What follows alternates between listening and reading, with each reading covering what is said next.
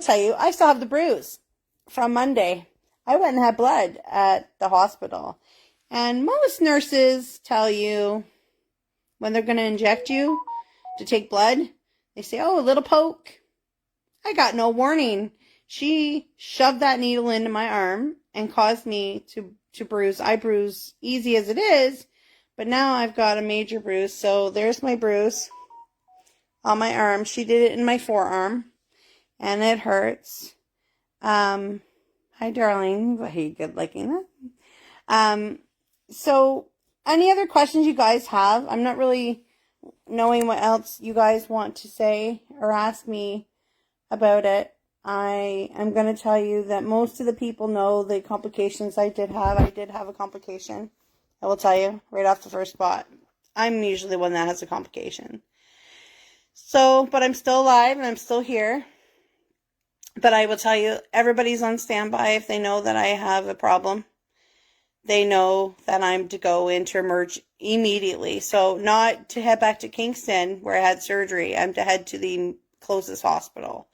I'm to bring paperwork. So anybody who's had surgery knows you're to take your paperwork in, you're to tell them you had gastric bypass, and you're to go in and tell them this so that they know what to do immediately. So that's that. Everybody's on standby. They're all worried. There's no need to, I'm not like dying or anything. It's just I had a complication, and it's a rare one that happens. And so, but they prepared for it. I knew going in that what this could entail. So it's nothing the doctors did. It's something that my body did.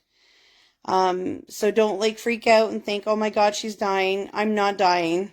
A lot of the kids are worried, thinking that mom's really sick. And that's what we're explaining to them. Mom is still sick. Mom's got, I've got boo-boos on my stomach. And that's what we have to call them for now, so they understand that mom's sore, and I'm not allowed to do a lot of the stuff. No cleaning. Yes, Eric's putting love, love, love, and lots of thumbs up. No cleaning. Not allowed to clean. Not allowed to do housework. Not allowed to lift anything over 10 pounds because of my complication. This is all because of my complication. Not because of bariatric surgery. Not fully. Not all of them. No bending. No crouching. No lifting. I am to go get my blood pressure checked. I'm going to end up having a monitor at home because of my blood pressure. I am not to take my blood pressure medication, and I'm not to take my other one. So I'm not to take my Ramapil or my clothalidone until Friday, and then we're going to reassess. I'm not to take any other medication other than what they prescribed to me, and I'm not to start my multivitamin until Friday. So that just gives you a heads up. I will tell you, now I was diagnosed in October with Raynaud's disease, and people can go look that up too if they don't know what it is. I'll just give you a rough description of it. I get tingling in my fingers and my toes, and I discolor. So my fingers will go purple. So it's not really bad today, right this second, but as you see, the tips of my fingers are fine, but the part that goes by the end of my finger right here goes a different color. Temperature is a big thing. I can't go in coldness, and if I hit cold water or any sort of water temperature change, it stings and it hurts, and I have it in both my fingers and my toes. And I found that out by fluke going through a work placement that I did in the fall. So a lovely nurse there had mentioned about it. That looks like Raynaud's disease. So I'm like, what's that? So I had to look it up too, and I had to have it confirmed with my doctor. So, and it was confirmed that I do have it. It's also hereditary, so yay, kids. You might end up getting it, you might not. You might, I'm pretty sure that one of them's going to get it. I'm not going to say who. I don't think she's going to get it, but there's no cure for it. It's just something, it's part of circulation. But I already have a circulation issue.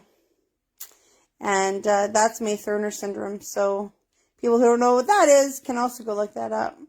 That is more of a complication, which could also have, which started me why I'm on blood thinners. Just to tell you. Sorry, I'm not on blood pressures, or I'm not on blood thinners right now, but I was, and anytime I have surgery, I have to have blood thinners right after. So, and you'll go on there and be able to tell you why I'm on it as much. As you can tell, I'm in my living room right now. I promised Erik I'd stay on the couch because no going upstairs. So I'm on the couch. I'm not moving from the couch right now because I'm supposed to have a support person here, but I wanted to do the video. So Erik reluctantly, very reluctantly, so that he doesn't, nobody says you shouldn't have left her alone. Erik reluctantly left just to take the kids around there a little bit for me to be able to do my recording. So I will just say, I just wanted to let you all know that what's been going on. So anyways, I'm not sure what else anybody else wants to really know about anything. I'm not sure about your last comment, darling, what you mean by that. Are you meaning the house, or you mean, I'm not sure. Just put on there what you mean, because I'm not sure what you're talking about. But anyways, I will let everybody go so that Erik can come back with the kids. I'm hoping that everybody will be able to be patient with me as I'm going through this 4 to 6 weeks of recovery. Take it, people. When doctors say it, do it. There's a reason they say it. Abdominal surgery, major abdominal surgery. That's classified as major abdominal surgery, and you really shouldn't be going and doing anything you're really not supposed to be doing. So the kids have been patient. Kate check my temperature all the time, make sure that I'm okay, and adjusting my socks, make sure that my socks are okay. I got the grippy socks from the hospital, so those are really comfortable. I really like wearing those. And Erik's doing wonderful support and helping anything, watching the kids when I was in the hospital. I had to have a support person, only one support person. And whoever made these rules, I know COVID sucks, and everybody knows COVID sucks. But I was allowed having a person just because of the date of the date of my surgery, and where I was located. Erik was actually you're allowed having one person come up with you, and Erik did, and it was wonderful. He stayed all day, even though he was in training. He stayed all day waiting there for me to come out, and that was wonderful, and I appreciate it, and I love him so much for doing that. And then because of where I was located after surgery, he was actually able to come up because it was a visiting day on my floor. So he was actually able to come up the next day and actually spend all day with me. But you're only allowed one person. So only one person was allowed, and of course usually it's your spouse. And but I wanted to make sure that everybody knew that you were all in my thoughts and prayers, and I wanted to make sure everybody was updated all at the same time. So Erik wasn't allowed to come yesterday when all the issues started. After my issues started, by the way, after Erik left. Not yesterday, the day before. So I had surgery on Wednesday, and it's now Saturday. So my issues started on the 25th into late 25th into the 26th, and all day the 26th. So it was, most of the day, sorry, not all day, most of the day on the 26th until after midnight and to noon. So that many hours, and then started to get better. So I'm hoping that it resolves itself soon, because I don't want to be laying here all day. Anyway, fair enough. Temperature is okay.